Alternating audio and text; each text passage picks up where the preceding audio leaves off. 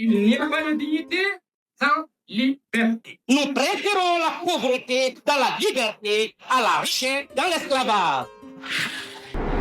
Et les véritables ennemis de l'Afrique sont des Africains inconscients.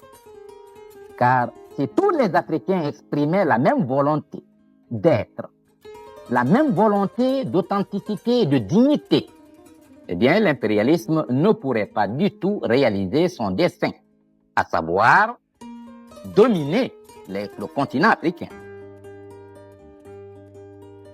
Ahmed Sékou Touré, premier président de la République de Guinée, icône du panafricanisme et architecte de l'une des pires dictatures d'Afrique.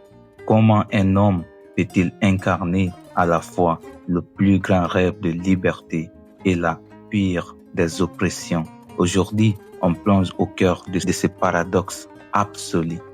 Préparez-vous à découvrir l'histoire du leader qui a préféré la liberté dans la pauvreté. Tout commence le 9 janvier 1922 à Farana. Ahmed Sékou Touré naît dans l'aristocratie malinké, petit-fils de la fille de Samori Touré, le résistant qui a tenu tête à la France pendant 17 ans. La rébellion est dans son ADN. Ma grand-mère maternelle était la fille de l'Almami Samori Touré. Et lui, il a été orphelin très jeune. Il a perdu ses deux parents la même année. Il est donc par cette grand-mère qui est venue habiter à Farana pour s'occuper de ses petits-enfants. Et ils étaient trois de même mère, mon mari l'aîné et ses deux sœurs. Élève brillant, mais déjà rebelle, il s'est fait renvoyer à 15 ans pour avoir protesté contre la mauvaise nourriture servie dans son école. Jeune adulte, il devient postier, mais se heurte vite au plafond de verre colonial. Un Africain ne peut pas accéder au poste de responsabilité. Sa frustration, il la canalise ailleurs, dans des livres de Marx et de Lénine, et surtout dans le syndicalisme. En 1945, à 23 ans, il devient secrétaire général du premier syndicat de Guinée. Et c'est un tribun né, un meneur. En 1947, il cofonde le parti qui va changer l'histoire, le Parti démocratique de Guinée, fer de lance de la lutte pour l'indépendance. 1958, la France, dirigée par le général de Gaulle, propose à ses colonies une communauté où elles resteraient associées. De Gaulle fait une tournée triomphale en Afrique jusqu'à Conakry. Face aux héros de la France libre, le jeune vice-président Sékou Touré lance devant les caméras du monde entier.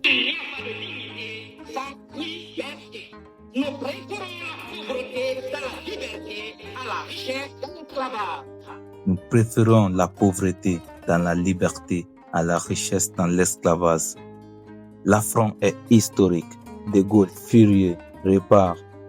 La dépendance, je dis ici au encore d'ailleurs, que la dépendance est à la disposition de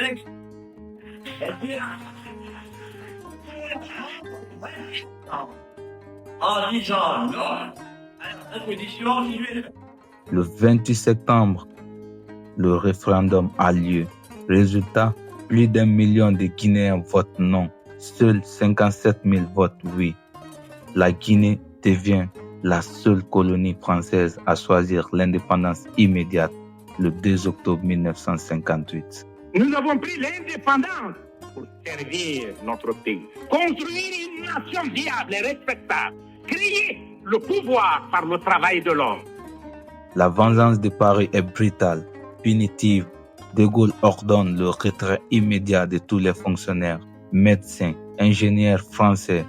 Il emporte tout, les archives, les plans, même les billets de banque. Le pays est sciemment mis à genoux. Sékou Touré, à 36 ans, président d'un État exsangue, se tourne alors vers l'Est, vers Moscou et Pékin. Sur la scène internationale, Sékou Touré est une star. Il reçoit le prix Lénine pour la paix en 1961. Accueille Malcolm X, soutient Nelson Mandela. Il forme avec Kwame Nkrumah du Ghana le rêve des États-Unis d'Afrique. Mais à l'intérieur, une autre réalité s'installe. Paranoïaque, Voyant des complots partout, il forge l'arme de la terreur, le Kambouaro, dirigé par son propre frère. Ici, des dizaines de milliers de Guinéens, intellectuels, ministres, officiers, simples citoyens sont torturés, exécutés, font disparaître. Parmi eux, Diallo Telli, le premier secrétaire général de l'Organisation de l'Unité africaine, qu'il avait pourtant aidé à créer. Des années plus tard, il fera cet aveu glaçant à un ancien ministre ivoirien. Ne faites pas ce que j'ai fait. J'ai tué tous les cadres de la Guinée et tous mes amis. Le pays se vide de ses élites, vivant dans la peur, une peur exploitée après une tentative de débarquement portugaise en 1970 qui sert de prétexte à une répression encore plus massive. 8 Guinéens sont condamnés par le peuple guinéen. Ils ont été exécutés. Isolés diplomatiquement de 1965 à 1975, accusant la France, la Côte d'Ivoire, le Sénégal de vouloir le renverser. On en veut à la Guinée pour avoir dit non au général de Gaulle au moment du référendum. La Guinée a assumé ses responsabilités en toute conscience. Et cette situation singulière a été exploitée dans le but d'isoler la Guinée. Sur ce plan, je n'ai de compte à rendre à personne qu'à mon peuple. Et vous savez, le peuple, quelle est sa position à l'égard de son régime. Il s'est réfugié dans le camp socialiste, mais son modèle marxiste est un échec économique total. La population a faim. En 1977, des émeutes éclatent. Des gouverneurs sont tués. Sékou Touré, le révolutionnaire, opère alors un virage à 180 degrés. Il se réconcilie avec la France, reçoit le président Giscard d'Estaing en grande pompe. En 1978, il renonce officiellement au marxisme, ouvre les portes aux investisseurs occidentaux pour exploiter les immenses mines de bauxite de Guinée. Le pragmatisme a remplacé l'idéologie. Le 20 mars 1984, après un discours, il est pris de violents malaises. Évacué d'urgence aux États-Unis, il meurt sous la table d'opération le 26 mars 1984 à 62 ans. La nouvelle tombe comme un coup de tonnerre. Son premier ministre assure l'intérim, mais une semaine plus tard, l'armée prend le pouvoir sans un coup de feu. Le comité militaire dirigé par Lansana Conté dissout le parti unique, libère les prisonniers du Kambouaro et le ferme. 26 ans de règne s'effondrent en une nuit. L'histoire de Sékou Touré n'est pas qu'un récit du passé, c'est un miroir. Elle nous pose cette question essentielle. Quel prix est-on prêt à payer pour sa liberté? Et qui a le droit de décider de ce prix à notre place? Son parcours nous rappelle que chaque leader porte deux potentiels, celui de libérer et celui d'opprimer. La véritable indépendance, la leçon ultime, ce n'est pas seulement se libérer d'un empire, c'est aussi se libérer de la tentation du pouvoir absolu.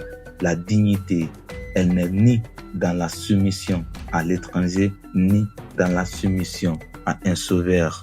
Elle est dans notre capacité collective à dire non à toutes les chaînes. Si cette plongée dans l'histoire complexe de l'Afrique vous a passionné, montrez-le d'un like puissant et abonnez-vous pour ne rater aucun de nos décryptages.